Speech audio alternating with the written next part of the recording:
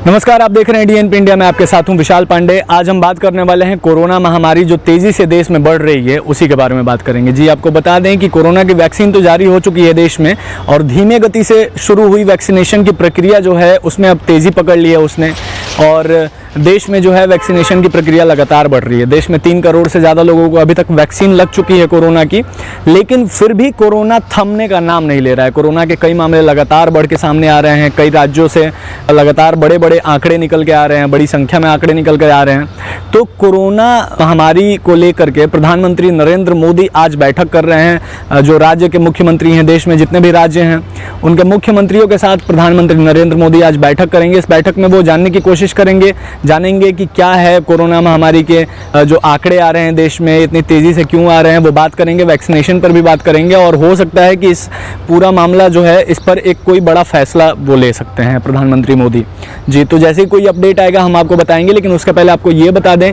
कि जो वैक्सीनेशन की प्रक्रिया है, तो इस वैक्सीनेशन में अभी जो फ्रंट लाइन वॉरियर्स रहे हैं, चाहे वो नर्स हो गए, डॉक्टर्स हो गए, पुलिसमैन हो गए, जो फ्रंट लाइन वॉरियर्स रहे हैं, उन्हीं को ये वैक्सीन सबसे पहले दी गई थी।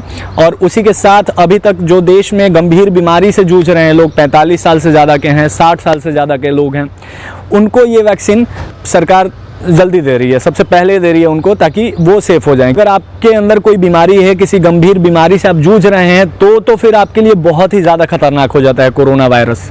क्योंकि कोरोना वायरस जो है वो अगर आपकी इम्यूनिटी सिस्टम, इम्यूनिटी मतलब जो बीमारियों से लड़ने का जो आपकी जो क्षमता है, वो ज़रा से भी कम होगी तो आपको ये जकड़ सकता है, ये वायरस जो है आपको पकड़ सकता है। तो आपको ये बता दें कि कुछ ऐसे राज्य हैं, जैसे स्वास्थ्य मंत्री डॉक्टर हर्षवर्धन ने भी यही कहा था कि कुछ 5-6 ऐसे राज्य हैं जिनमें से 85% जो केस हैं वो निकल कर सामने आ रहे हैं। उन राज्यों में से सबसे नंबर 1 पर अभी चल रहा है अव्वल महाराष्ट्र। महाराष्ट्र में हर दिन 13,000 से ज़्यादा केसेस अभी फिर से दोबारा निकल कर सामने आ रहे हैं। इसी के साथ कर्नाटक हो गया, केरल हो गया, पंजाब, इन जैसे राज्यों से मामले जो है तेज़ी से निकल कर सामने आ रहे हैं। तो सरकार को ज़रूरत है कि इन राज्यों में थोड़ी सी सख्ती बरते। अब आपको ये बता देते हैं कि महाराष्ट्र की बात करते हैं सबसे पहले। तो महाराष्ट्र में 60 साल के लोगों की अगर बात करते हैं, 60 साल से ज़्यादा लोगों की जिनको वैक्सीनेशन लग चुकी है, तो मुंबई की बात करते हैं, मुंबई शहर में 1,90,000 से ज़्यादा लोगों को लग चुकी है जो 60 साल से ज़्यादा हैं। उसी के साथ नागपुर जैसे बड़े शहर में भी लग चुकी है 49,000 से ज़्यादा लोगों को।